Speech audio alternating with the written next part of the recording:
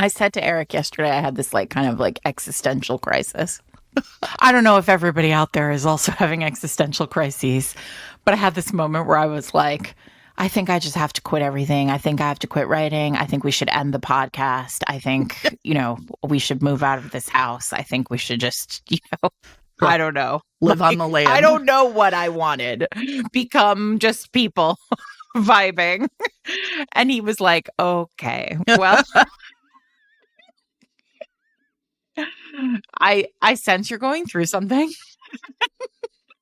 And then he was like, let me remind you that you really like talking to Jen about romance novels. And I was like, I do. I apologize to everybody if I just gave you a heart attack about like, let's end the podcast. But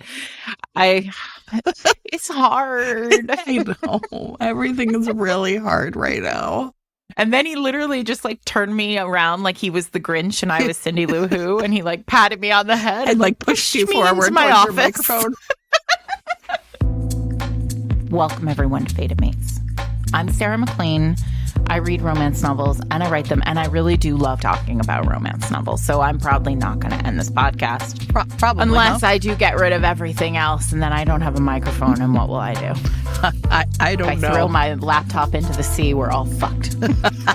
Well, I'm Jennifer Prokop, a romance reader and editor, and I have no plans to probably or even potentially end the podcast. So here we are. It's fine. We're doing it. And Eric doesn't want to end the podcast either, so that's You've been outvoted. And neither do all the people listening. They're all like, no. Everybody listening is like, wait, the podcast is a democracy. Listen, there are many things in this country that are no longer democracy. This podcast remains a democracy. Correct. And, there's 3 and you've been outvoted. So here we go. Speaking of Fated Mates and everybody listening and it being a democracy, if you would like to have a voice in this romance democracy, you can have one. And the way you can have one is by filling out our listener survey, which is live right now at fatedmates.net/survey. It shouldn't take you longer than 10 minutes to fill it out. It should be kind of fun to fill it out. Basically, we ask you questions about how you listen, where you listen, what you do when you listen. And we ask you to tell us if there's anything that we could be doing better. Yeah. And I think a really great idea, everybody, because I don't think we're ever going to run out of topics. It is romance, but there is like what episodes would you love for us to do? And sometimes people come up with like the best, most fun ideas. And so, let us know. I mean, you might be like, they did romance horse, but what about romance dog? Romance horses. What I love the most about this is how many people were like, wow, they really don't know anything about horses. And the truth is, everybody, we didn't pretend. We said that right. The title. So everybody, the joke about romance horse is like on our Discord, Susie was like, I like how right at the top you guys said, basically made it real clear that this is romance horse, the same way you did romance science and romance law. And I was like, yeah, that's exactly what it was. It was romance horse. And then later you also said something really funny in a text is because I was like, I just felt like it was so hard for me to think of books. And you were like, Jennifer, they're basically like cars and historical. And I was like, oh, that's so funny. Of course. Because if a guy was driving a Lamborghini versus an electric car, we would know that meant something. Exactly. Also, what we discovered is that because I think of horses as like cars in historicals, we forgot. Adriana and Kate reminded us. Oh, yeah. But we forgot to mention Sebastian Lord Dane's horses, and I don't know, apologies to the Sebastians in the world. I don't know what to say about that. They're like, all and apologies. then literally both of us were like, what? What are Dane's horses? Like? And then I bet they're like perfectly matched and, real well, and his carriage is real, he likes to go fast.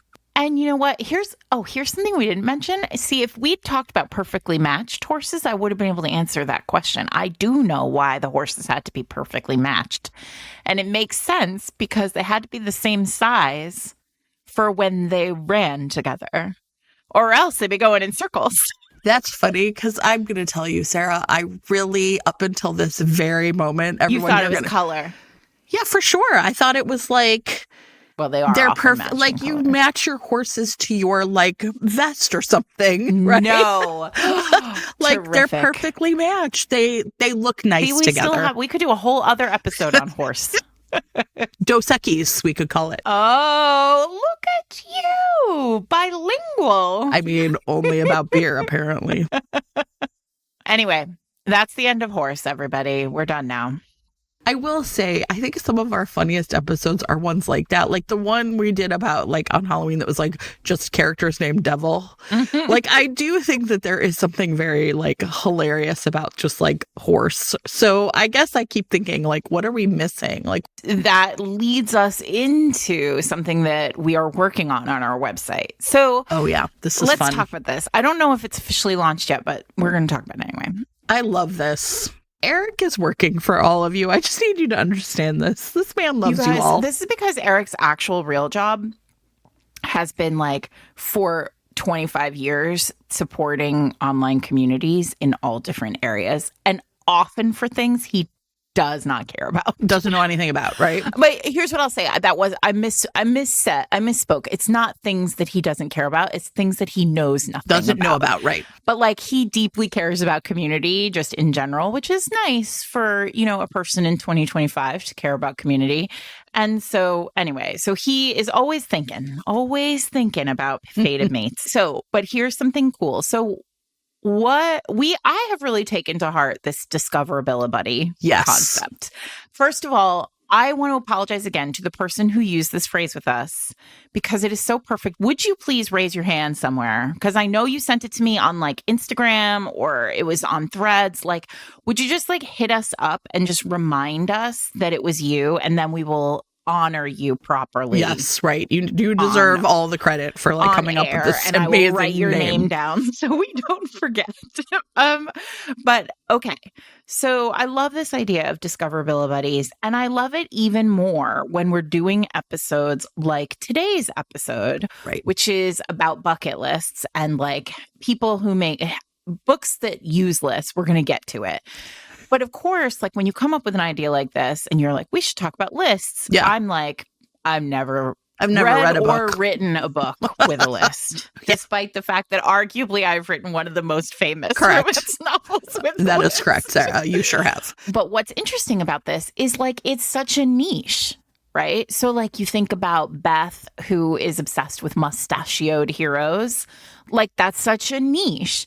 And maybe we could do an episode on mustaches, but what would we really say? Not very much.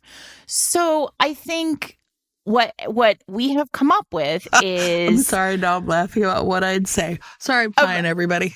I think all I would say is lion-hearted virility, hashtag Mick Tremor. Hashtag sit on my face. Boom, we're done. And then that's it. A little mini episode. We just did it.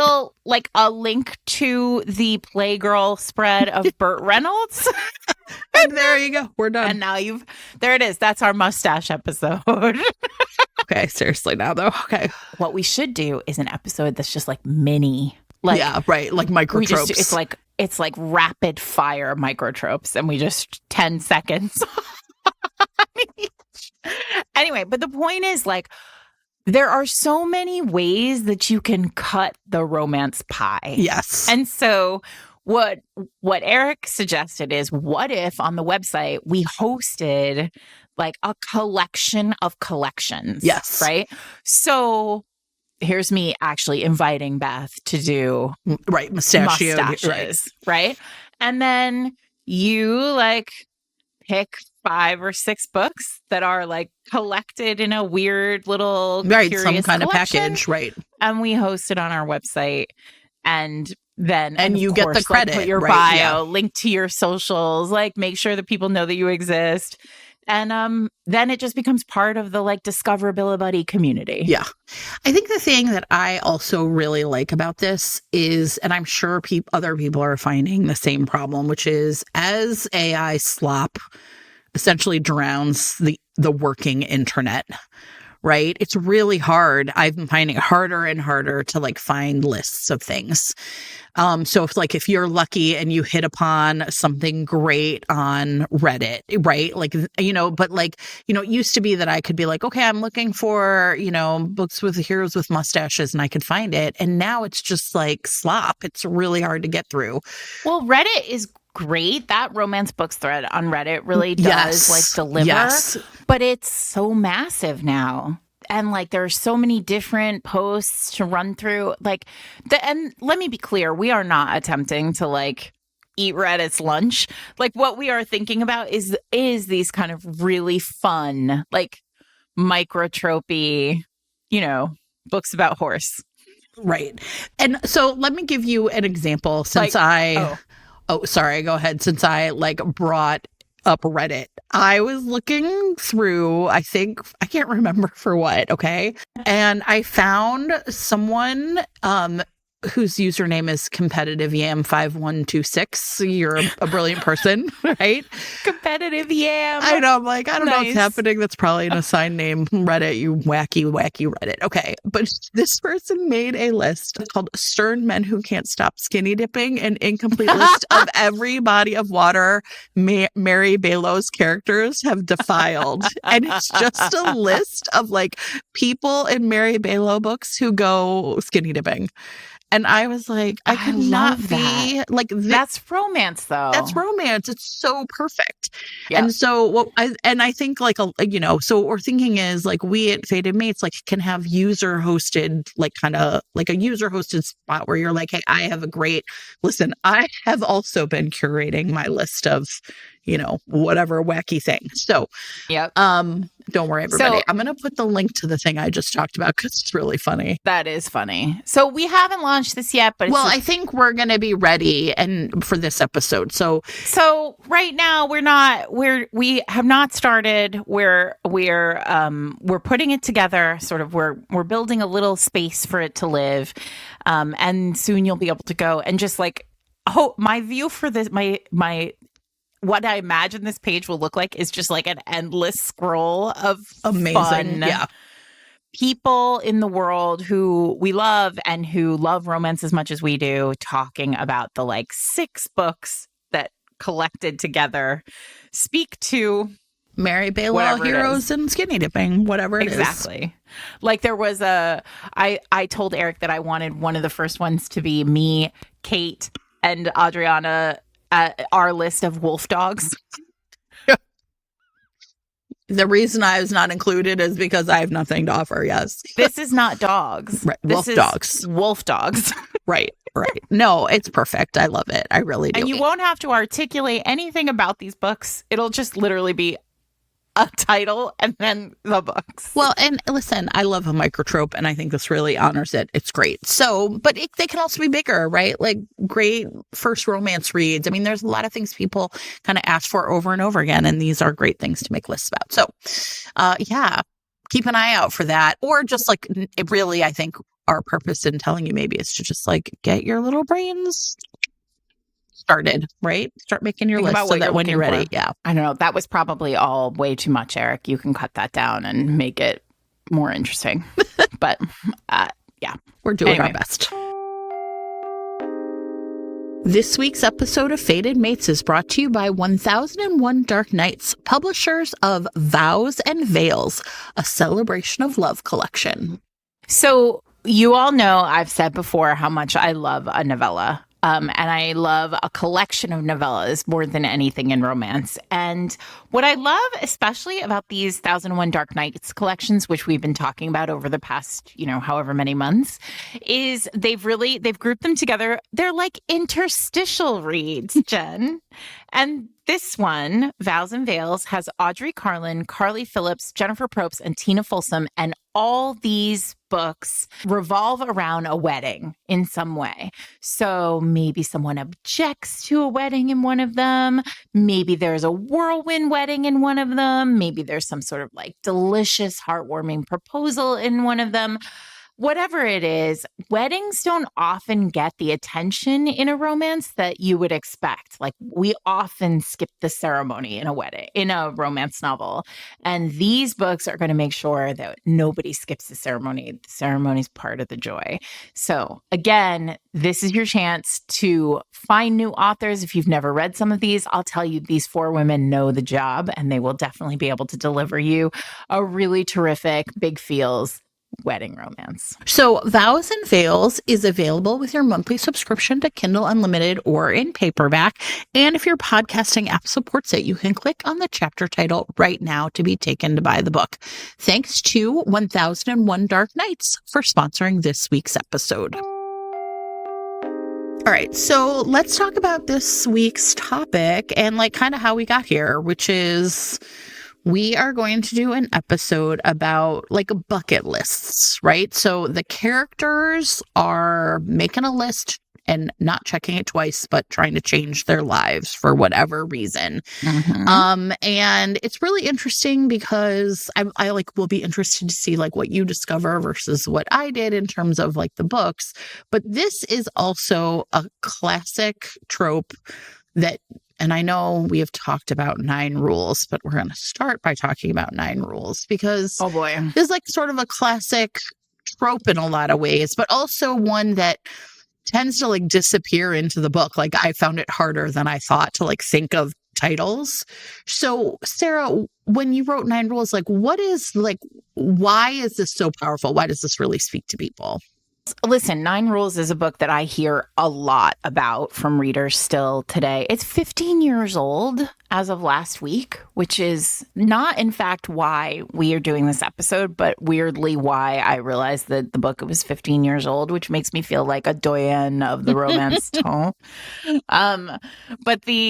So this book is my first historical, and it just hit, I think, in a very powerful way for a large segment of readers because it's a book about a character who has been overlooked. Yeah. Right? The heroine is stuck in a, very particular part of society. She is older. She's a spinster. She never married. She's not pretty. She's not sparkling. There's nothing about her or she rather feels that there's nothing about her that's special. She's plus size. She has many things, none of which are valued in her world, her like rarefied air of the aristocracy. And she decides that if the world isn't going to value her, damn it, she is going to do things. Why does she worry so much about what they think? Because if she was a man, she wouldn't worry. And so she makes a list of the 9 things she would do if no one were watching, if she didn't care about the censure of society. And it ranges, and the list ranges across many things. And the first thing on the list she decides to cross off is to be kissed passionately. And so she heads off to the only man she's ever really wanted to be kissed by's house, breaks it in the middle of the night. It's amazing. Finds him broodingly playing the piano and asks him to kiss her. And that begins this kind of like story. We did a deep dive on 9 Rules, I think, so you can go back and listen to it. But the point is that like since then, I mean, I would say weekly, I get reader mail or messages about how Callie's story really inspires people, which is always like the most incredible thing that I hear is like people really felt connected to her. And you hear a lot of people and several people in romance talk about how they, after they read 9 Rules, made their own list and like tried really hard to like break out of their rut, whatever that may have been. And so I think like that's a really compelling idea. The reason why these books work, the reason why bucket lists in general work is because there is this sort of sense of these are the things that I have let life pass me by, and I'm no longer going to do that. I think the other thing I was thinking about this week when I was thinking about Nine Rules, which is a book I love and reread, I actually kind of frequently, is especially in historical. There's also a sense of like you as the reader now being able to look at this list and think like how far we've come. Right. Like one of Callie's like items is like smoke a cheroot, which is essentially like a cigar or whatever. And now you have like, you know, beautiful women in cigar advertisements, right? Kelsey Plum, who is a Las Vegas Aces player, or I think she was traded, but I'm not sure. I'm like, my WNBA knowledge is yet to come online for the season. But, you know, like after they won, there's like a lot of really famous photographs of her with a cigar. And then I think she was hired to like do advertising for that, like for a cigar company or whatever. So I feel like that is also kind of interesting, like in historical, because you're thinking like to yourself, like, and I think it's also maybe even true in a contemporary, like you are measuring yourself against not only the person in the book making the list, which interestingly enough, I want to say like this time around, as I was thinking about it, I could only find women in the book, in books who approach this like life this way. I didn't find a character who was a man doing it. But you can also, I feel like it asks you to like sort of, as the reader, to think about like your own life, or like to measure back to things you thought you wanted to do when you were younger, right? Like what were the things that I thought would make for a well-lived life? And have I done them, or am I not interested in doing those things anymore? Right? Have I changed, and does that feel like a loss? Right? Like, oh no, I want to re-find or reconnect with that person, or does it just feel like fine? Like, right? Like, I thought I wanted to, you know, do XYZ thing, and it turns out that I'm not actually that interested in taking a road trip all the way across the country on my own or whatever. So Exactly. I think like that's the other thing is it's really builds in a lot of ways that you as the reader get to think about your own life, right? Yeah. Well, it's interesting because just to your point about age, feels like these bucket lists often like skew young, right? Ironically, the term bucket list comes from that like movie. Right. With like, old people. Older people. Yeah. Right. What was it? Morgan Freeman and I think so. Jack Nicholson? I feel like I'm making this up, but like it's older people. We're going to figure it out for you all. But the reality is that like now those lists are couched, and I have several books in my list where it's like 30 before 30, right? It's like the things you want to cross off your list before you settle down. It was Jack Nicholson and Morgan Freeman. It is. I've never seen that movie. Terminally ill people break out of the hospital and are going to go live their life. All right. There you go. So, but that brings us to the next piece of it, which is I think that so 9 Rules is about living out loud, right? About like changing your life and your future overtly. And there are a lot of books that do that. But then there's the section of list romances and bucket list romance that are true bucket lists. Like she or he is going to die. And like there is grief wrapped up in this book. And I think, or it's like grief is part of why the list comes to be. Yeah. Right. Agree. So I think the books can be separated really clearly that way. Like one of these books like actually is like grief is embedded in the text of the romance. And in the other one it's more like, right, I'm changing my life, right? Like I'm going to live capital L, and I'm going to like do what I can to live fully before I die on the other side. Yeah, and I think in particular in romance, a lot of the ones I came across were like I have to reset my life because like a big relationship has ended. Right. So like, right. I, it's not like I'm on the cancer ward, but like my marriage ended or my kids went off to college or whatever. I think the other one is like, of course, and romance is like the sexual bucket list, right? Like yeah. I have not lived in this way, and I found a partner or partners that I think are going to help me really explore like kind of this part of myself. And a lot of sometimes those are really like tied up together into the same type of book. So, Yeah. it has a lot of different paths in romance, I think, that maybe, I mean, I don't know, in real All life. right. Well, so let's Yeah. get started. Where do you want to start? Well, I think the other really foundational book here that we should talk about, and I think it's probably on both of our lists, is Get a Life, Chloe Brown by Talia Hibbert. Another book that we did a deep dive of. Right. So I don't know that we have to like necessarily spend too much time on it, but it was like Chloe has the same path as Callie in the sense that it's not, Chloe makes choices to like give herself to take a risk.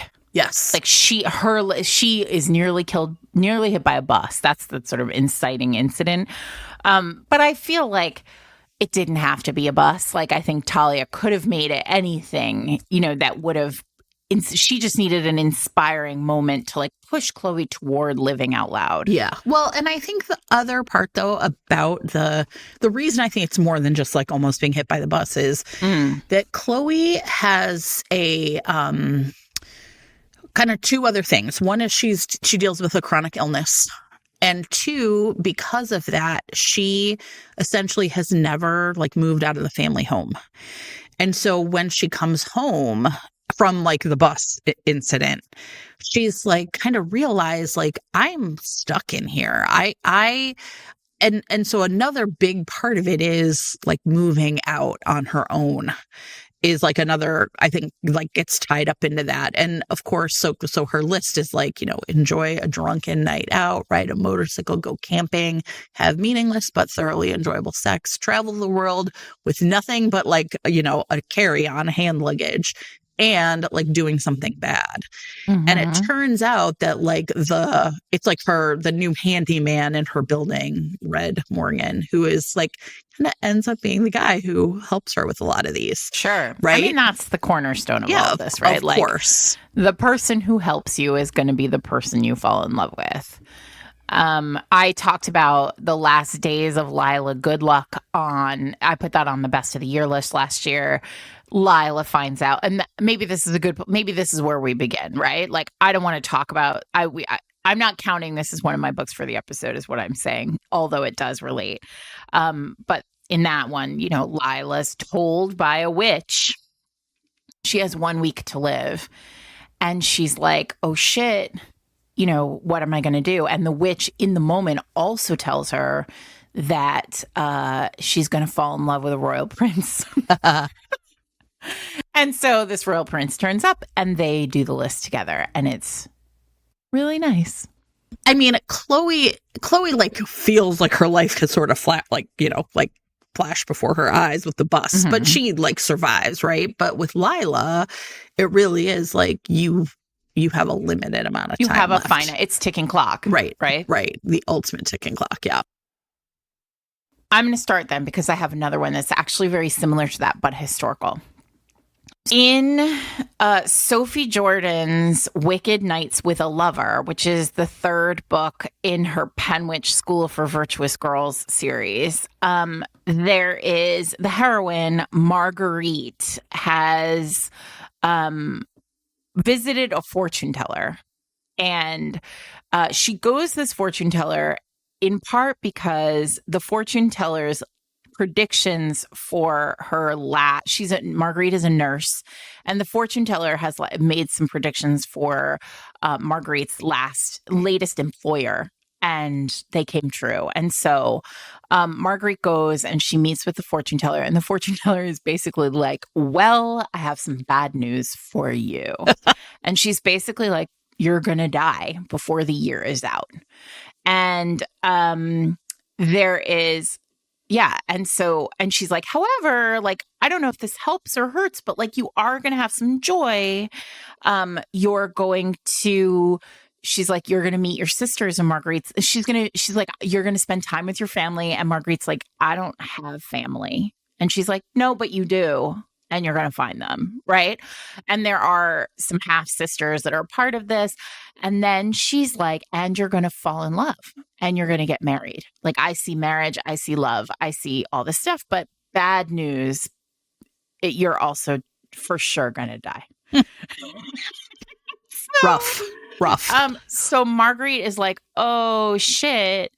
I guess if I'm going to die, and she's basically like, I believe this. Like she's never believed in fortune tellers before, but this one has been true, has been correct. And so she's like, okay, well, if I believe this, like, what do I do? And so she's like, I guess I choose to live like as much as possible between now and whenever my time is up.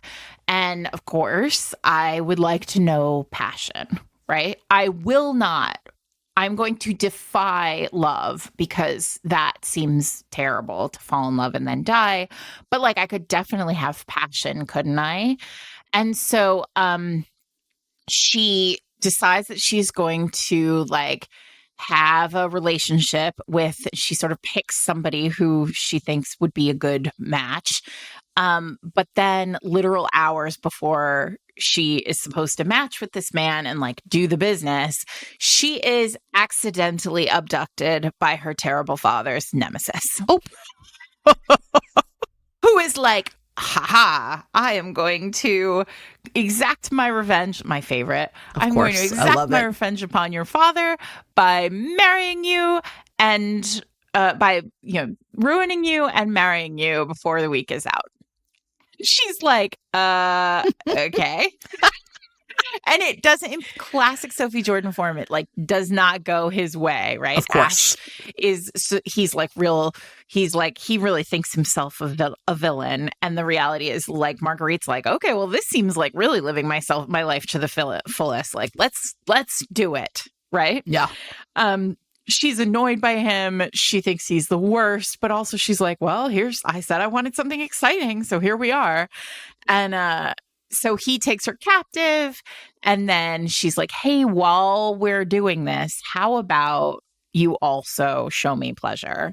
And the story is, of course, the two of them coming to terms with the fact, like, she keeps it a secret from him that she's going to die for a little while. And then, like, she tells him, and he's like, well, you're obviously not going to die. And he does that thing that I love so much, Jen, where he's like, absolutely not. I won't have it. Listen.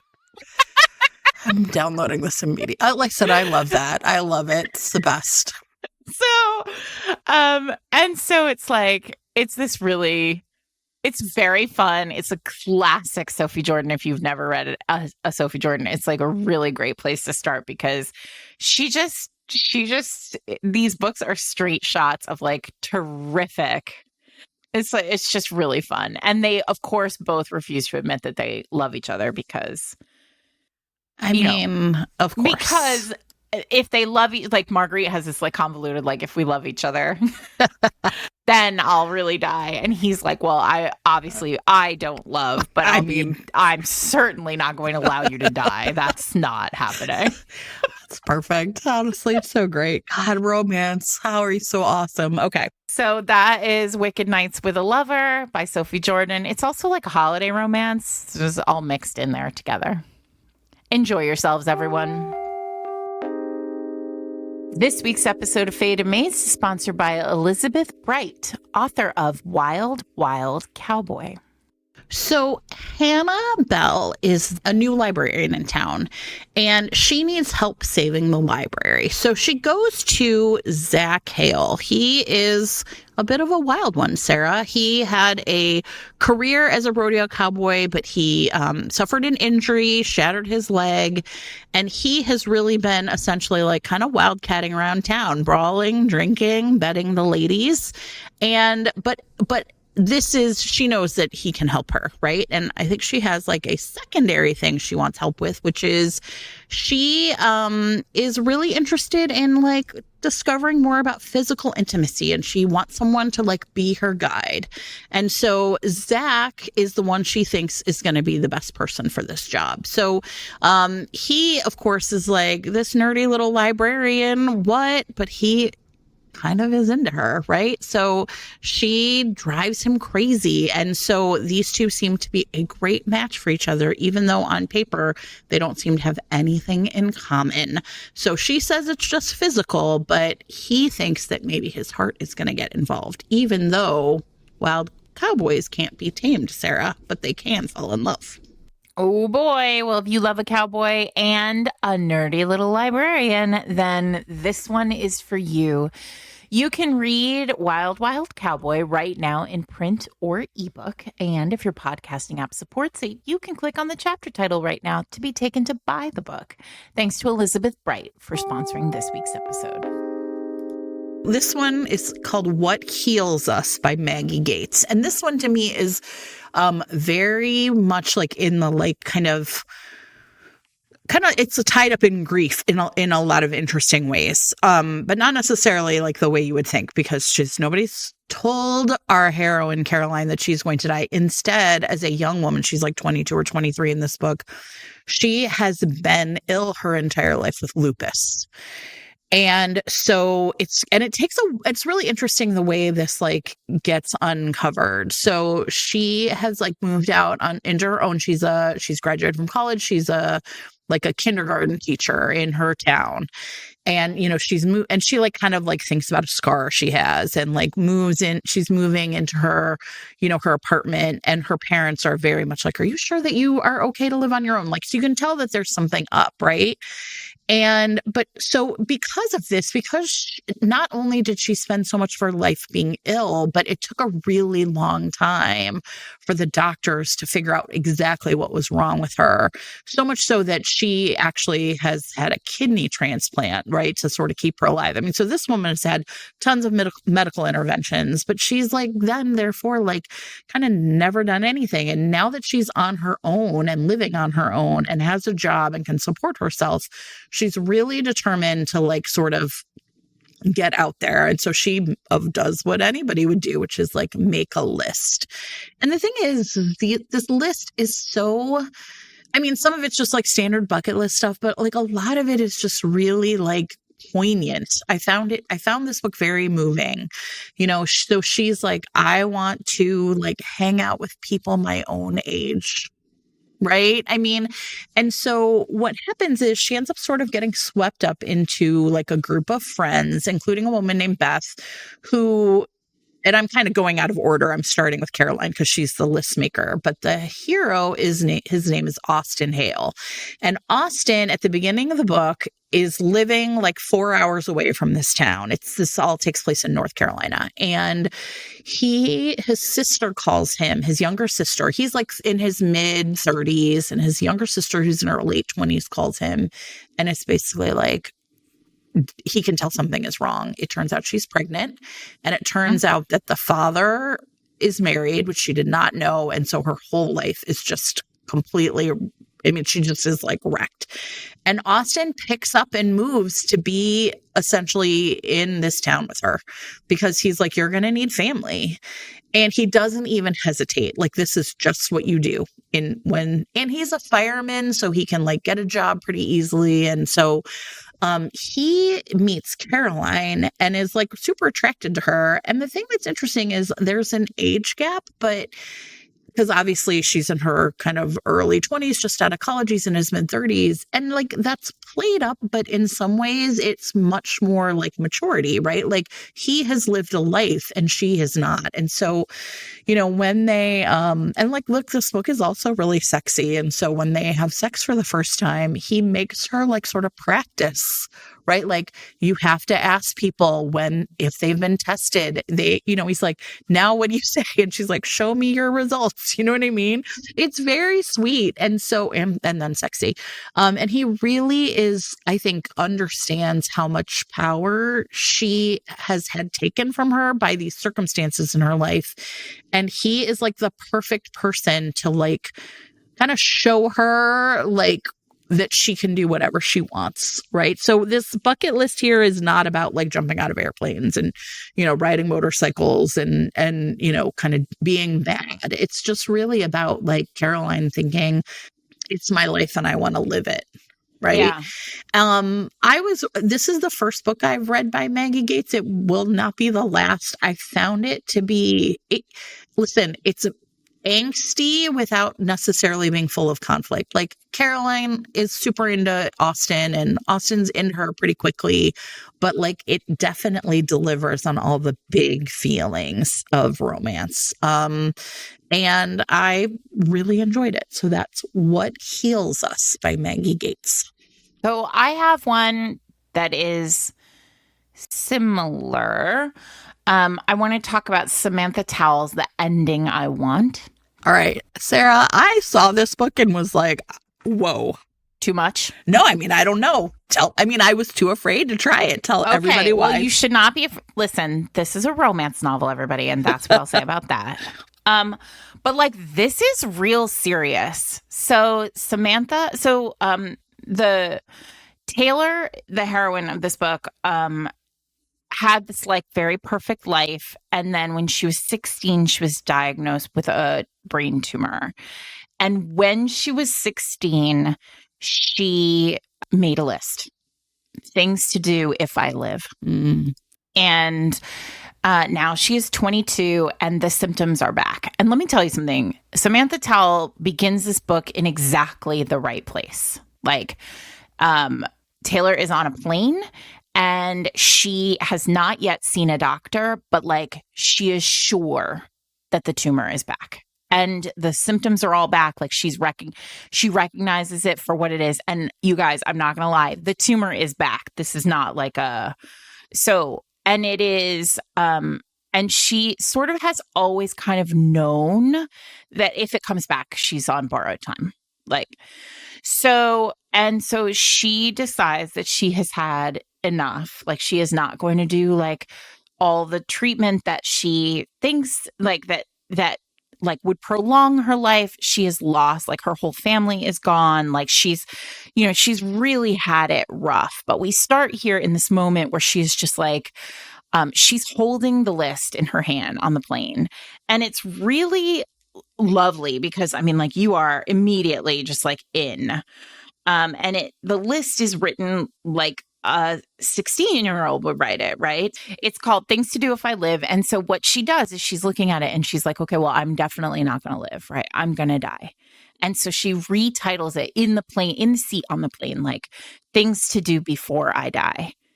And so we actually like watch her go through the list that she made when she was 16 and like full of hope and change the list now that she is like clearly not full of hope.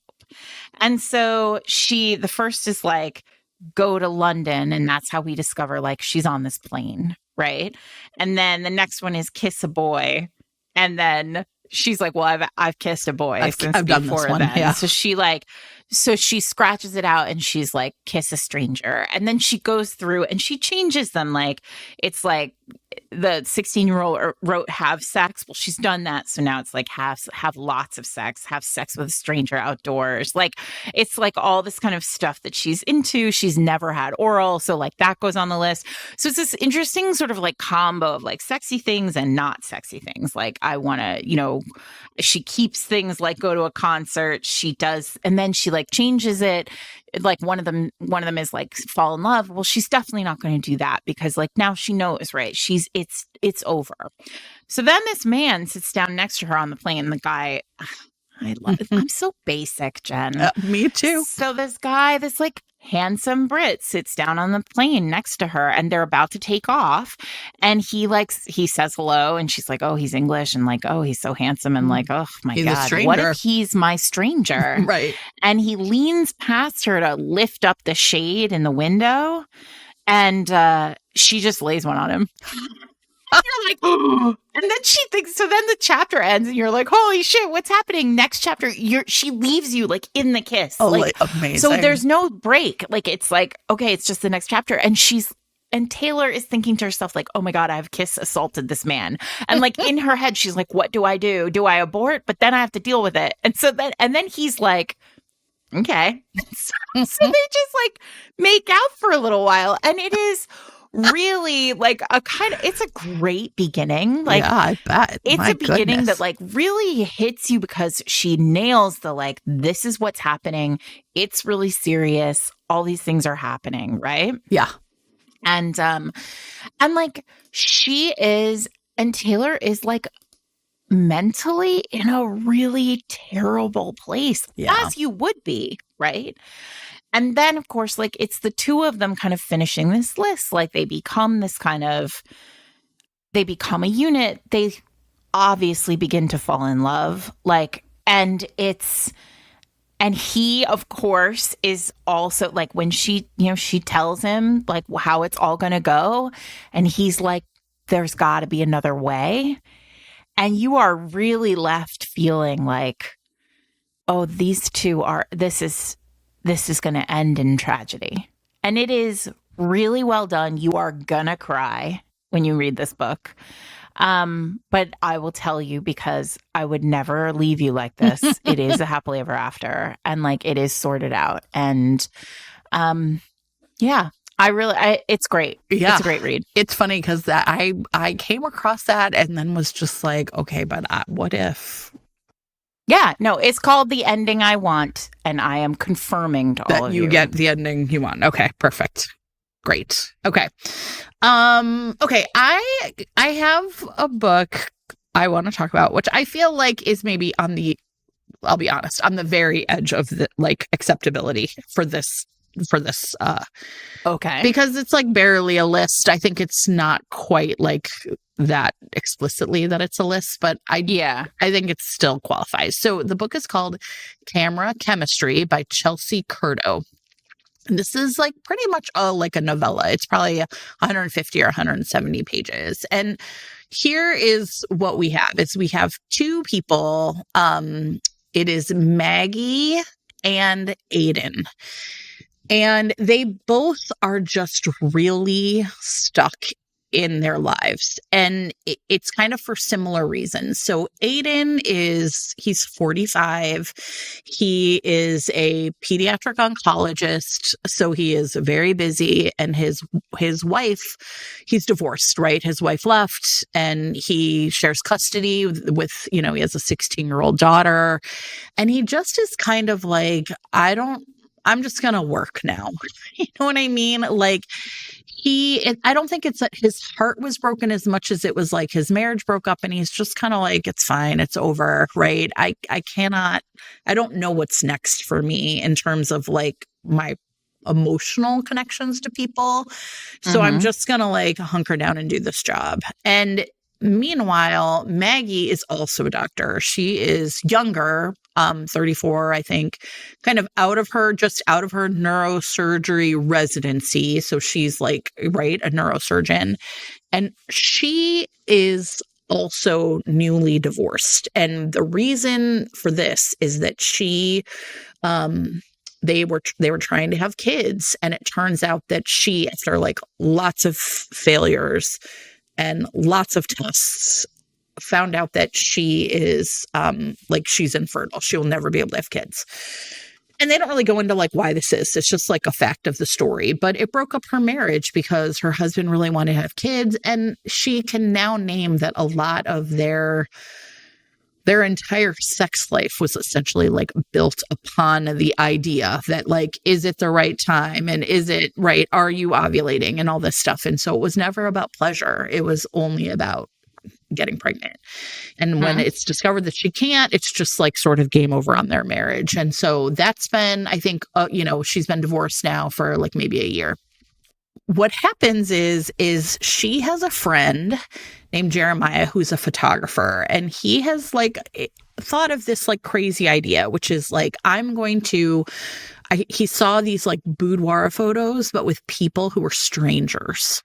right? Okay. So it's like they're going to meet and I'm going to photograph this. And if the chemistry is good, like what's it going to turn into? And he's just really interested in the idea of like putting real people in front of his camera. Yeah, this is a real thing. Have you ever seen this? Like there's like a photographer who got pretty famous on like social media because she would like put on Craigslist, like, I'm looking for strangers to do like photo shoots. Even though it's not like an explicit like list necessarily, the way both of them get talked into doing this is basically like, that something is wrong with your like, I know you're not happy, right? So a friend of Aiden's essentially is like, I signed you up for this because he's like in the NFL and has been photographed by Jeremiah, and Jeremiah is her friend, and he's like, I know that you're not happy and you just need to shake this. You need something to shake you loose. And so both of them say yes because like both of them are essentially convinced that like something is missing and that this thing is so out of the realm of their daily lives that they have like no change. Like they both feel an almost like mystical sense that like this has to be done. And so they, and again, it's in novella. So all of this is developing really fast. So it's the day of the photo shoot and they are immediately really like attracted to each other, right? They both like how the other one looks. They feel that chemistry.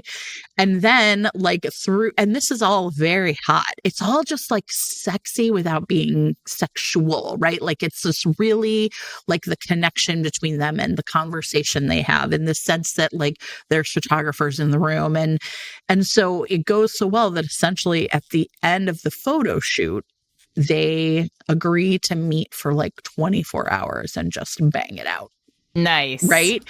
And it's just super sexy. And I think, like I said, for me, I think the part of and then the reason I'm kind of putting this on the list is once she's over there at his home, because that's where they decide we're going to have our 24-hour, sex fest, is she kind of tells him about how bad the sex was in her marriage and that there's things she's wanted to try, but she never could with her husband. He never even gave her an orgasm. And so, on the list, so she has some things on her list and she's like scribbling it out with him and the way this comes about, it's very organic in the story. It's not like she comes with a list prepared.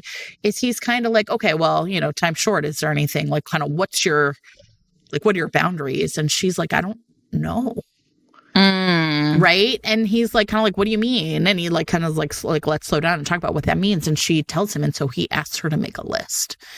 And so that is the part, I think, that the list, it's not the list that drives the story. The list kind of arises organically from the situation they're in. And so then they do a lot of really sexy stuff and find their happily ever after. And that's that. And it was, again, like really, I think, talking about starting in the right place, right? Just really hits at like these two people are missing something, and something about this like magical opportunity puts them in exactly the right place to like be honest with each other and like explore what they want. So it was Camera Chemistry by Chelsea Curto. This week's episode of Fated Mates is brought to you by Rachel Griffiths, author of The Trouble with Anna, a historical romance debut. Yes. And we talked about this one in the horse episode and in a couple of other episodes too. I really love this book. Anna, our heroine, is a lot of trouble. She is a bit of a wild child. She grew up on her grandfather's horse racing farm. She loves these horses. She loves this estate.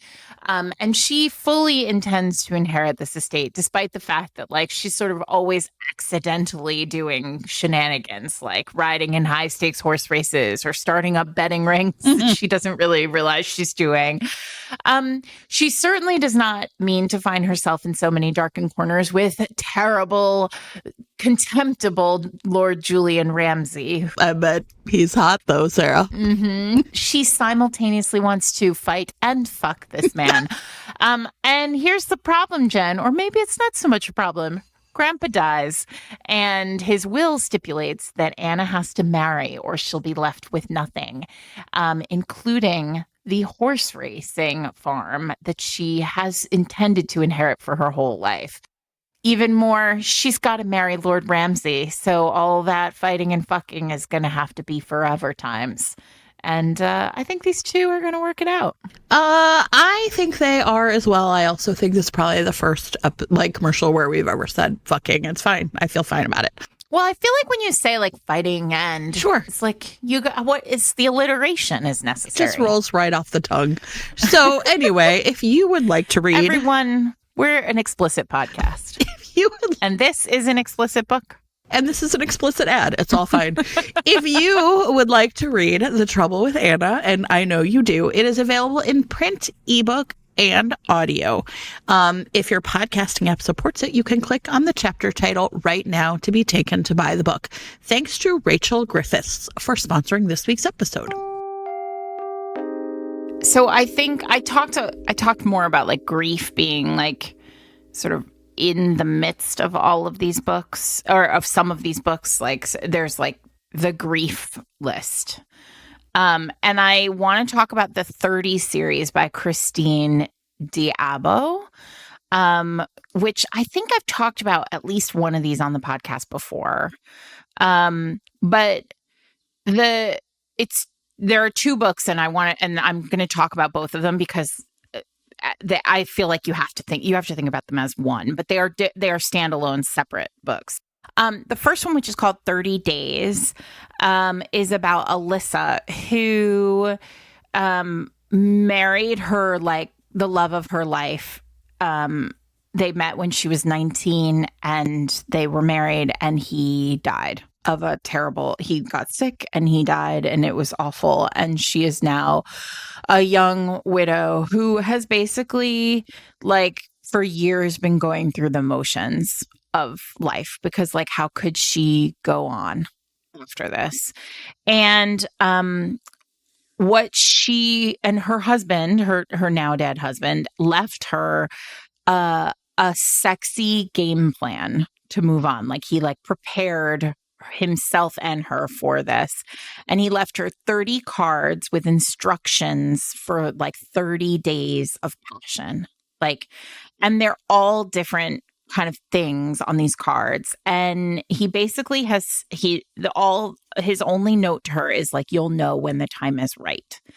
And now it's been 2 years, and Alyssa has a new neighbor, Harrison. And she's like, maybe this is the time and the man. And because he's super sexy, and she's starting to have pants feelings for him. And so she's she tells him, works up the energy to tell him, or the courage to tell him that these cards exist. And she's basically like, hey, would you be willing to do these cards with me? These sexy cards with me? And he's like, sure. I mean, I guess if I must. Yeah, 1,000% in. I'm in. I love all of these. Right? And so she has this kind of sense that as she's doing the cards with him, she's like, well, it's just sexy stuff. It's not, I don't have to open myself up to feelings. Stuff, yeah. I can just enjoy myself here. And then, of course, that's not how it works. But the reason why, so I just explained the cards to you. The second book is called, so the first book is called 30 Days. The second book is called 30 Nights.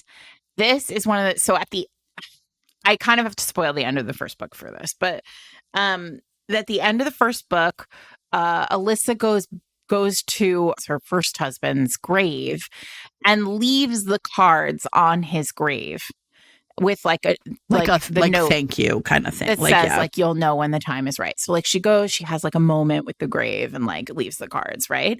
Well, Glenna in book 2 she is in the cemetery and she stumbles upon the cards.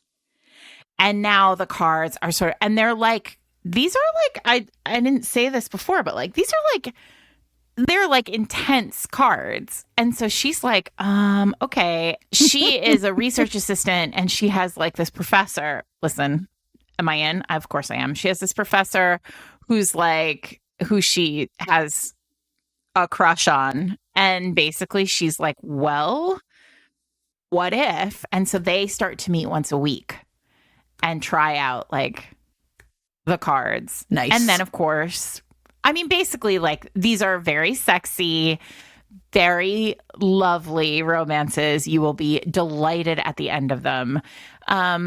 And then and what's sad for me is the series. I always was like, I wonder, like she'll keep going with it, but she stopped going with it. And I mean, I guess that there's only so many books where like the characters do the cards things that you can do. But I mean, at some point, those cards need to be laminated if people are going to keep using them. Sarah, I'm sorry. It's like a real cleanliness issue. Where's this card been? No, that's great. I love it. So anyway, so that's it's a 2-for-1 there. I slightly prefer the second book, but not for any real reason. Actually, yes, because it's set with a professor. Well, see, okay, there you go. I mean, listen, be true to your school, Sarah. Okay.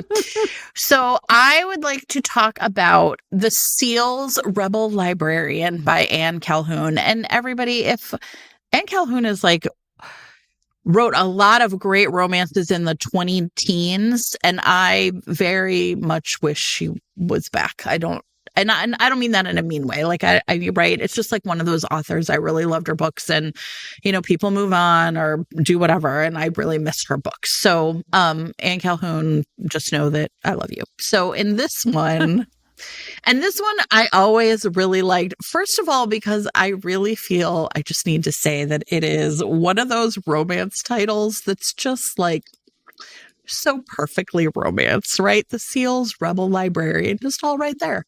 And such an Anne Calhoun title too. Erin is our heroine, and she is recently divorced. She's our librarian. And one of the things that's really interesting is it starts off, her list is not long. Her list has like, okay, yeah, she wants to go skydiving or whatever. But the thing that she really wants to do is buy a motorcycle. And this is something that her husband, she has wanted to do for a long time.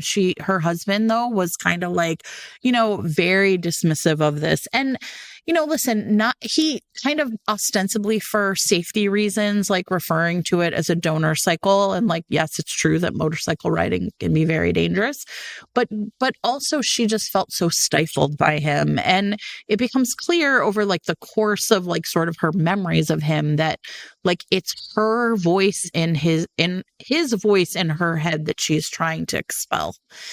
And so she has taken a like kind of intro to motorcycle riding class and is now like ready to actually like buy a motorcycle.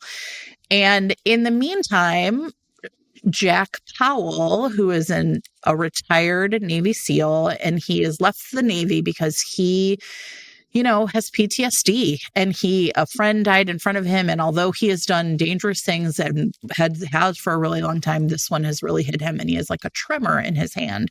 So he is like taking some classes at the college where she is a librarian, and that's how they like interact with each other the first time. So he is in the library, like doing research, and sees her like essentially like shopping for motorcycles on a computer, and is kind of like, yeah, that's a good one or whatever. And like asks her out, and she says no because she can't date like even like a student, right? Like someone, even though he's obviously not like a college aged, he's in his 30s or whatever. What happens then, and this is really great, is he is in therapy on Paige, and the therapist is kind of like, you are a person who like really was used to like living on the edge. If you're playing it safe, maybe you are not feeling great. Like maybe you need to sort of like challenge yourself. So he gets out his motorcycle and, is out riding in the cold, in the rain. And he can tell other people in cars feel sorry for him, but he like really feels so alive. And he is going to the motorcycle dealership he needs to like change the oil on his motorcycle, and sees Erin there. I know that's not a euphemism. That's like really, he's going to do some work. Anyway, sees Erin there, and she is like talking to the salesman, and the salesman is essentially trying to like downsell her. right? Like that's a lot of motorcycle for a new rider. Oh, interesting. And Jack is pretty pissed about it. Like, kind of like, well, that sucks. Like, why are you doing that to her? Now, here's the part, Sarah, that I was like, okay. Remember, he said, do you want to go out for coffee? And she says no. Now he kind of like walks up and is kind of like supports her, but in like a cool way, not like in a jerky way. Yeah. And then like asks her out for coffee again. And she's kind of like, or like, no, she says, well, do you want to go out for coffee for me? And he's like, a woman looking to buy that motorcycle isn't looking to just have coffee. And she's like, nice. Good point. Why don't you come back to my house with me? And they go back to her house and they do it. Amazing. Yeah. No notes. Yeah. And the thing then, like, he takes her skydiving, and the part I think he just is really, this is dumb. Do you guys, you know how you have like moments in a book that you just always really remember as being like truly, I don't know, like true, like romantic moments. And I'm not talking about like your husband made coffee for you. Like, come on, everybody. But yeah. And I'm sorry. Sometimes I see those posts on Threads. I want to like throw myself off a roof. My husband took me to the bookstore and let me buy whatever I want. You know what? Shut up. Okay. Anyway, Eric, take all that out. Let. All right. So exactly. Okay. Eric, keep all that in. All right. Here is what happens. She buys a motorcycle and he and his friend pick it up because this salesman, who is such a jerk to her, he knows it will be real. Like, she really has never ridden this motorcycle before. It would be hard for her to get on it and ride it out with like right on the first try. And he just doesn't want her to ever feel embarrassed or ashamed of the fact that like when you learn a motorcycle, you know, to ride a motorcycle, you lay it down, which I guess means fall off of it. And so he's just like, I could save you from that. Like, you don't need that man judging you, and you don't need that man in your head. And so anyway, I loved it. It's a really pretty great. And again, it is also a novella, 140 pages. So it's just like super hot, super sexy, and like super what you want for a great, hour of reading. This week's episode of Fated Mates is sponsored by Andrea Janelle, author of Spine of Steel.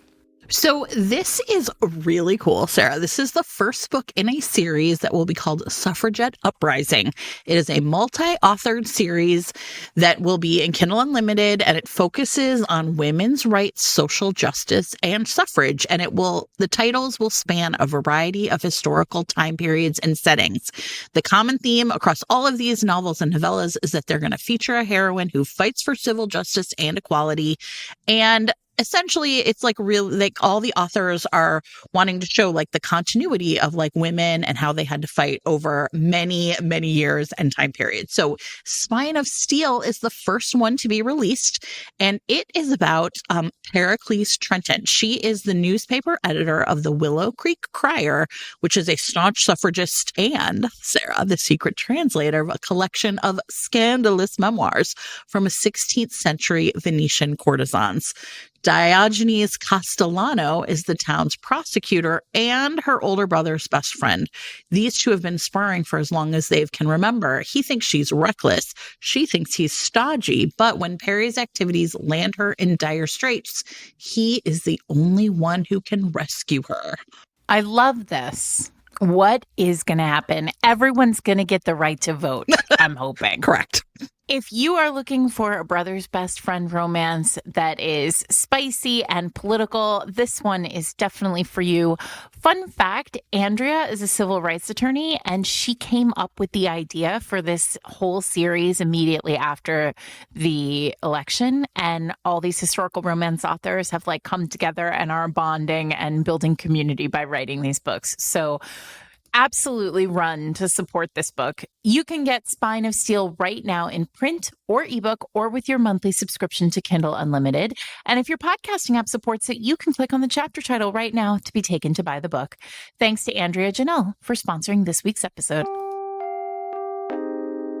I want to talk about Denise Williams's How to Fail at Flirting, which is another one of these list books that has a very serious, like, kind of backstory to it. So, the heroine Naya has gotten out of a very abusive relationship. And I should trigger warn this because the abusive ex is on the page. But I think like Denise Williams is threading a really interesting needle here where like we see this like ex-boyfriend come back or be on the page because like we are actually able to see Naya like grow through the relationship that she has and her friendships and the new relationship. So anyway, but getting back to the list. So basically Naya, I mean, you can't blame her. It's been a year or two since she got out of this relationship. It is bad. And she is pretty wounded by it. Like she's gun shy about, starting anything up or putting herself out there at all. And it has this, but the book begins and, some stuff's gone down at work. Like there's, she's worried she's going to lose her job. There's, cutbacks at the university she works at. And she's out at a bar with her friends and they're all talking about sort of, Naya's kind of talking about, her life and like how things are so hard. And her friends are like, okay, we're going to make you this list. And like, this is a really charming tee up because she's like, I don't need a list. And she is like a list person. And I have another one that is also like really like where the characters, I mean, Naya makes lists. She is very organized. She is very precise. And the reason why is because she's like she's holding it all together. Control. She's just barely like hanging on at this point. And so she's like, I don't need a list. And they're like, no, you do need a list. Let's make it for you. And they write on the top of the list an item that has been on other lists that we've talked about today, have sex with a stranger. And she's like, well, I certainly am not going to do that. And her friend is like, you're right. We're going to have to work up to having sex. And so he crosses out like amazing. Have sex with a stranger. And he writes like flirt. Yeah. Like, right. Like he really scales it back. And it's actually really charming because like then suddenly like there is this man, this like random stranger in the bar. Of course. Named Jake. And like he like overhears like there's this like goofy thing that happens where the friends have to take off because one of their moms hurt herself in like a stripping class, like a pole dancing class. Like it's very funny. And then the stranger is still there and he's like, so I couldn't like tell me about this list. And so then they flirt and they like super hit it off. And then there's this kind of sense of like, he's like, well, maybe I could help you with some of these things. Except they discover pretty quickly that Jake is a consultant who is working on the financial situations at the university. And he might have to shut down Naya's department. And also she will lose her job. They're having this secret relationship because also there's like a conflict of interest and some HR stuff going on. Like it's a lot. There's a lot going on in this book. But like I said, it's a really big book about Naya growing, like Naya coming to realize like what she's lost in the relationship that she had before, what has been taken from her in the relationship she had before, what she wants from life, like whether or not what she's going to do to like take the risk and like take the leap to care for somebody else, to trust someone else. And I think this is a big book. It's a big book that Denise, I think it's her debut. Is it her debut? I think so. Yeah. I mean, it is a good, solid, like list book where if you're looking for something that's like pretty meaty, it'll do the job. Listen, we have been talking about kind of like serious, we're going to change our lives and such books. Yeah, I saved the big one. I saved my like fluffier ones. Yeah, my last one is like instead really silly, but boy, did it hit when I read it for this episode. And that is Rockaway Bride by Pippa Grant. And I'm going to confess something, Sarah, which is... Yes, please. I think I've never actually read a Pippa Grant book before. All right. You know what That's I mean? Okay. Like I have a bunch of them, like, right? Like these are books I've bought because they sound great and I've just never got around to reading them. And it's like really, her sense of humor is like real zany in this book. Mhm.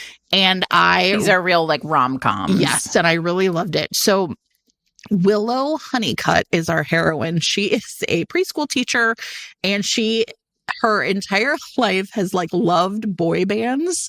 And so she is part of a band where they cover boy band songs, right? Oh my And God. they play at like juice bars and stuff. Oh. You know, this is not like, right, like but she's just whatever. Now, here's the other part. She's been engaged to the same guy for 7 years, and they're about to get married, and they are being married. There is like a little tiny made up country in between like Scotland and England, and her mother is the new queen. Like her mother has like married the king tour of this little country. And Mhm. she's got these like, you know, big hulking stepbrothers. And I think some of them get stories, like whatever. None of that matters, except that the book opens with her being pretty sure she cannot marry Martin, right? Like she's just is not happy. And so she gets, and her stepbrothers essentially open the book by coming and being like, well, you don't have to do this, right? And you know, we're prepared to help you run away from your own wedding. Mhm. And they get her hammered on meat, and she like wanders out into like Nice. the pasture or whatever, and she is kidnapped by a rock star named Dax, and he is kidnapping her because all of his money has been stolen by Martin, the guy she's supposed to marry. And so he's like, I'm going to kidnap her and force Martin to give me my money back. Now, this is a dumb plan, but it's a romance novel, and it all seemed perfectly hilarious. So Sure. so she wakes up the next morning, kind of like, who's this loser? And like kind of turns the tables on him, and he's like really charmed by her, like, and it just turns into this like wacky adventure through Europe, where she essentially like they get on a boat with some strangers and like go across, you know, from Sure. you know, wherever they are to Norway, I don't know, and then they are in a car full of nuns driving to Belgium, and it's all like really silly. And the thing is that Willow has made a bucket list, but the thing that is like really cute and charming about this book is when unexpected and magical things happen to her, she adds it to the list and then like crosses it out. So she's like, you know, go on a bus tour with like nuns or whatever, and like we'll cross it out. So it's like really cute, because I think what it does is, listen, it's like I said, it's super zany and really funny. Like there's this whole part where they're in the bus with the nuns, and he's like, I can't believe I'm getting turned on by Willow, and there's a bus full of nuns, I'm about to be smoted. And he has all these names for like the nuns, like, right? So he's like, one is like Sister Knits a lot, and the other one is Sister Leadfoot, because she's the one driving. And meanwhile, Willow knows all their real names. Like she's like, well, Sister Heather. And he's like, which one's Sister Heather? You know, it's really silly and really adorable. But what it really is that Willow has been suppressing who she really is, not just for Martin, right? But also for her mother, who was like a single mom. And, you know, like she kind of reflects upon like they lived in an apartment. Like this happened more than she could count, where they would, you know, have to leave because they couldn't afford it anymore. And then and her mom would like try and make the best of it. Like, oh, we're just going to spend a couple months with some friends. But like Willow had figured out it was because like they needed the money to like kind of like save up reserves to find a new place that would be cheaper. And so her mom is also, right, like when trying to break I don't know, like be a wild child of a single mother you love, who you know is like doing so much for you, has really also like kind of suppressed who Willow is. And so the thing about Dax is that he wants her to be wild, right? He understands where she is coming from and becomes really concerned, right, that she's not, you know, once, you know, she's not looking to like jump out of an airplane anymore. She's not looking to do these crazy things. He wants her to be like fully herself. So I had a lot of fun reading it, and I really felt, I just felt really swept away by it in a really pleasing way. So that is Rockaway Bride by Pippa Grant. So I want to talk about Piper Rain's Mr. Swoony, which I read this week and was very delighted by. So the premise of this one is the heroine of this book has been engaged, is engaged, and she is about to get married. She's at her bachelorette party, and she really has like nothing. She has no connection to her husband or her future husband, in that like he's very wealthy, he has lots of friends, she's sort of been like consumed, like brought into his life, and he doesn't prioritize her at all. Like she does not, there's nothing about their relationship that comes first, and it's like including her. And so what basically happens is like she's at her but like she's far down the road, like they are getting married. Yeah. And at her bachelorette party, she's like having not a great time because like one of her bridesmaids, who's actually her husband's friend, is like sloppy, and like she's trying to like keep this woman from like just wandering off drunk into the wilderness.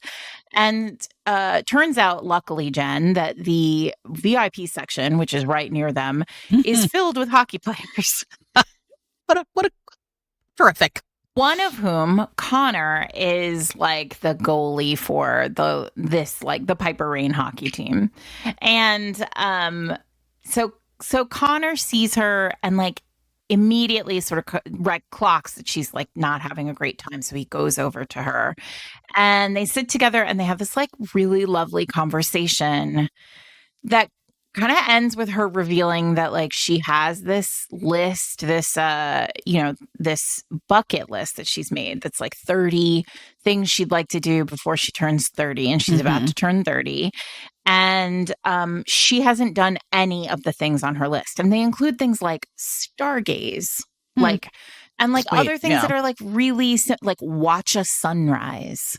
And so he's like, well, why don't I take you to stargaze? Like through, some romance stuff happens, and then not between them, but like they have this like lovely night, and he's like, I'll take you to stargaze. And so he takes her out, and they like go out to this place where, he knows, and they sit and they watch, they stargaze, and he like turns to her and he's basically like, what if you didn't marry him? And she's like, too late, man. No. Yeah. Like and he's like, I would kiss you now if you weren't, there's this sort of, it's clear that these two have so much chemistry. So anyway, lucky, again, like Piper Rain romance reasons, she happens to know one of the women who is marrying, like basically like her best friend is married to another hockey player on his team. So Connor knows like what the score is on this wedding happening.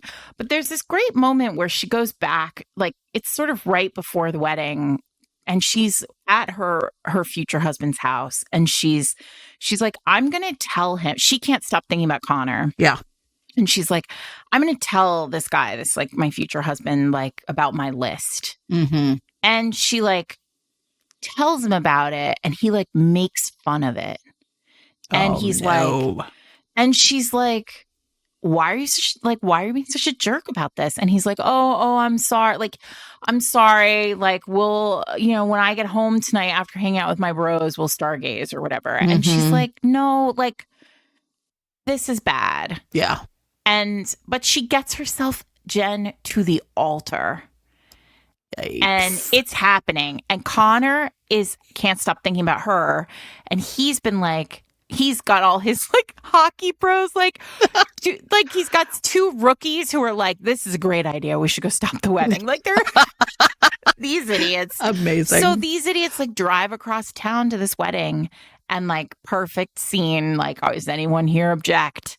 The door opens and he's like, I object. And she's like, oh my God. Because like she's had cold feet. I object. And she's like, and so, but what's great is like, she doesn't just stop this for Connor. She stops it because like, it just wasn't right. Like the whole relationship wasn't right. But now she needs a place to stay. So she moves in with him. And then on top of this, it turns out she's got two lists because she had the one list that was like the clean stuff. And now this list that's like the dirty stuff. Like she's never come from oral. Yeah. Right. And Connor's like, yes, I can do this. Except he's like, I don't want to be your rebound guy. Like, I want to be the guy. Yeah. And so they like kind of make this decision that they're just gonna be friends. Like she doesn't want to get right into a relationship. But the moment that she's like, I think I'm ready. Like, I think I'm ready for this to be real. He's like, me too. Sex is on. Let's go. We're going home right now. Like they literally walk out of like a big event. Perfect. And he's like, his friends are like, where are you going? He's like, to go home and like get it done to this lady that I love. So that's Mr. Swoony by Piper Rain. Perfect. And if you love a like golden retriever hero, this one's for you. The only other one I was going to mention we have done a deep dive on is Three Little Mistakes by Nikki Sloan. And what's super hot about that one is that is she's a good girl and he is a bad boy. And she basically, it's really sexy. They create this is back in the golden age Tumblr, create a Tumblr account where he asked her to essentially put things on that she thinks are sexy and the things she wants to try. So it is definitely a sexual bucket list book, but we did a deep dive on it. You could listen to that episode. It's really hot, but it was also one of the ones that really first came to mind on that front. But that was the only last one I had to talk about. I love it. And then my last one is Cora Carmack, who everybody knows that. I think Cora Carmack is so fun and does not get enough credit for just being first of all, one of the grandmothers of new adult romance, but also just writes a great romance. So this is new adult. Nell is a perfect Say the title. Oh, sorry. It's called All Played Out. Nell is a perfect student at has never misstepped, never has gotten perfect grades, but has really failed college, if you know what I mean, just is not good at college, and decides that she is going to make a list, realizes that she's graduating in 2 years or something. She's very fast, and she has realized she is going to miss out completely. And so in the next, she gives herself 2 months to live, quote, a normal college life. And so she puts a bunch of things on the list. Number one is make out with a jock. And wouldn't you know, Mateo Torres, who is on the football team. This is all these books. This Rusk University series is all connected by the football team. He's a football player and a goofball and kind of a himbo. And he's just getting off his own relationship where he got broken up with by this girlfriend who he thought he really loved and was really into. He discovers Nell's list and is like, hey, I can help you with this. And maybe it'll get me out of my head and this girl, my broken heart. And, this goes exactly the way you want it to go. It's really fun. And Nell is also a list maker. So it has those fun chapter titles where oh, fun. I the love list that. is all there. And you get this real sense from the jump that Nell is well, this is never going to happen because here is this himbo hero and I am a very organized, straightforward person, and we are not going to happen. But if he wants to help me learn how to have an orgasm, that's fine. I mean, seems like a nice thing to do. And then I do just have one thing that I want to say. This is not a romance, but I, as you all know, am starting to there are a lot of YA novels that are coming through my house right now.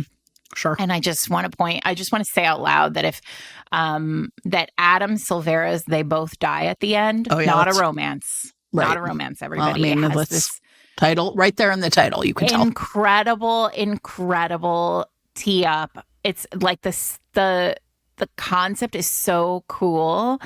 The idea is that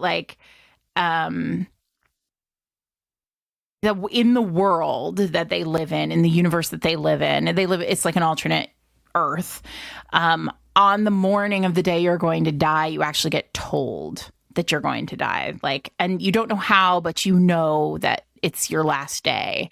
And there is an app called Last Friend for the people who discover that it's their end day, but like want to have somebody to live it with. And so you can meet another person whose last day it also is and live out your last day together. And they make a list together. And these two boys, they make a list together, Mateo and Rufus, and they live out their last day together. And it is emotional and like beautiful and romantic and like just a great little YA novel. Perfect. And that is Adam Silvera's They Both Die at the End. I don't know. Go off and make a list, everybody. No pressure. I don't know, Jen, what would you put on your list? You know what? It's funny. I typically am not a big list maker, so I'm just going to maybe take a pass on that one for now. I'll have to think about it. What about you? Well, I guess it's a hard one. It seems so easy in the books, right? Well, in the books, it seems so easy. They all want to have sex with a stranger. I don't want to have sex with a stranger. No, I don't. I just want to I don't know what I want, Sarah. So Eric's going to have to take this out. He's going to be like, you two ding dongs. Be like, you idiots. You don't know. You know what I would do, honestly? I would commit a crime and then like go on the lam. Not like a bad crime. Okay. What would I do? Rob a bank. That does seem kind of like a bad crime. I guess it depends. Well, I mean, yeah, but like I wouldn't hurt anybody. I see what you're saying. Fine. Okay. Did you know like people do like banks get robbed all the time? Did you know this? I did know this. It's weird. I think of bank robbing as being like an old West thing. An old timey crime. Yeah. Oh, well, now you know, everybody. Yeah.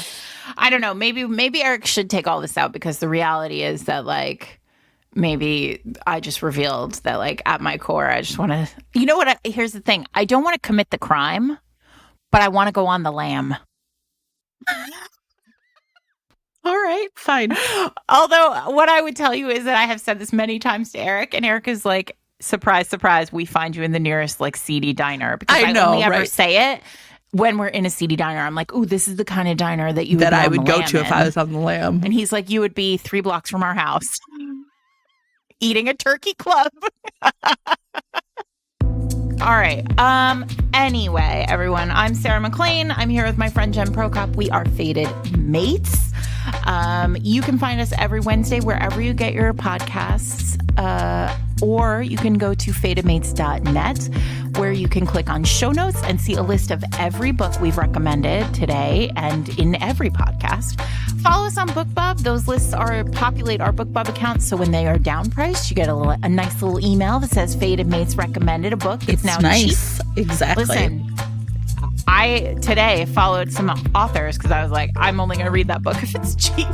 So, not from today's episode, but earlier today.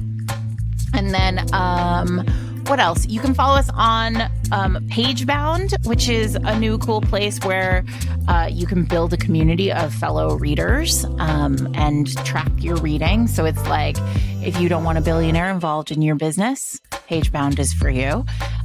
Or you can join our Patreon at patreon.com/fatedmates, where you get access to our Discord, where 1,000 other readers are hanging out, talking about romance all the time. It's super fun. Yes. Also, if you came up with the term discoverability buddy, please let us know. We're on Instagram, Threads, and Blue Sky. So just hit us up wherever you are and remind us of who you are. And thank you again for the term. All right. Have a great one, everybody.